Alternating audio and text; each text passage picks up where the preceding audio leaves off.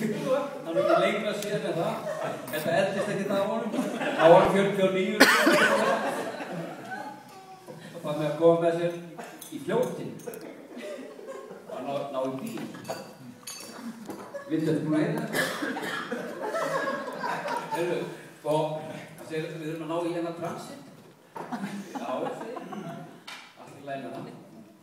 Svo komum við á Bóndabæinn.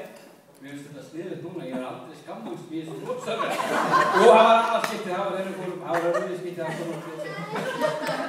Og hérna, svo að fara að borga bílinn og Grímur leist vel á hann sko og segir, jæja, hérna er 30.000 kallinn. 30, segir konan.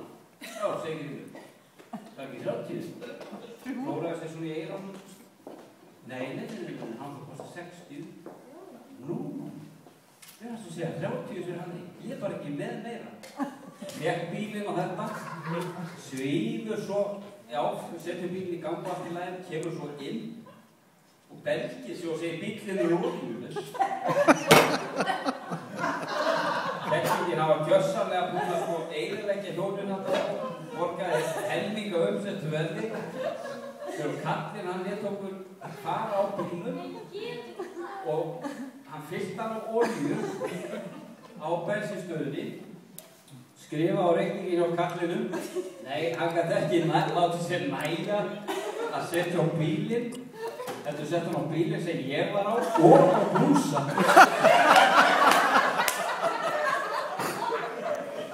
Þetta er ekki neitt. Það getur húsbíl á 5.000. Svo náttúrulega saklaust hann að segja maður frá.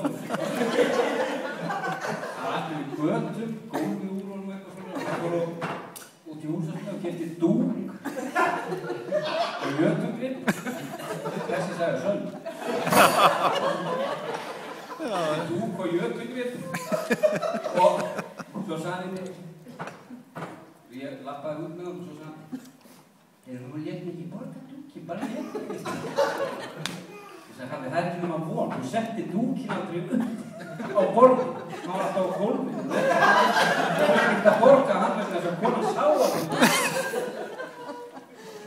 Svo förum við bara heim og hann er að dunda í bílnum einhverja 1,5 dag kannski á sem kemur hann til og segir, þú er að koma með þér í stað, skal ég maður selja bílinn. Ég fyrir með honum og hann þurfti náttúrulega að stoppa eitthvað sexinum á leiðinni þess að bæta olíu og kakkan. Þetta var alveg voðalegt. Svo bætir hann á kakkan með það, kemur einhver kall að ræði, hvort hann frá Akranesi eða Selfossi. Já, frá Selfossi. Búinn að viðurkenna þetta.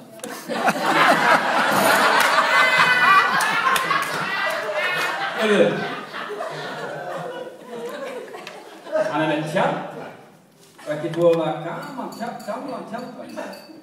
Bíllinn hans Halla var sko bara rétt 80. Brynsúflitsi alveg voðalegur sko. Allt í lagi hann með tjaldvæg og Grímur, ég verði að fá að sjá hann. Hann tjaldar honum hann á bak. Og ég var hérna í sér og kemur og bara ætlar hann að skipta á tjaldvæginn og bílinn. Auðvitað maður.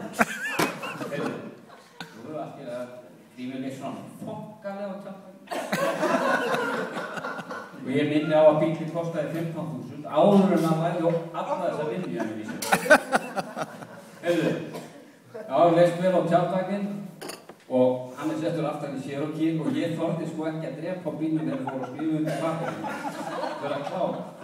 Nei.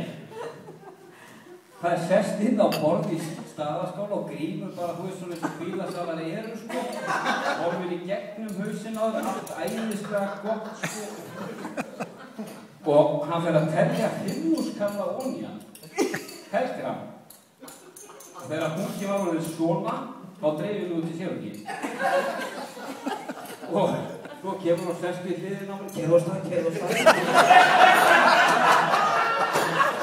Ég er náttúrulega bara að steina hann. Og ég segi, býtu, hvað í gangi? Við getum byrjað að hlæja núna.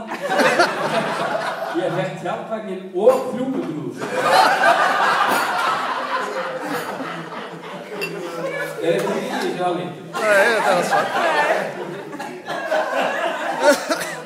En sko, viðskiptavitið byrjaði snemma hjá Grím. Kobbi Jóns sagði með það og þegar hafði þú í Skarpstíðinni. Þá kostaði sko lakkrísrör og Grím sóta tíkall. Grímur hann var að kenna hann hefur svona 8 ára, Kobbi þeir 6-7 kannski. Hann segir, það ekkert mál að fá helmingsafslátt af þessu. Jú, hvernig? Sko, ég bara með 5 kall. Snúðu hann öðru borgin, passi bara að feita konan með þykkugleðum sé aflega.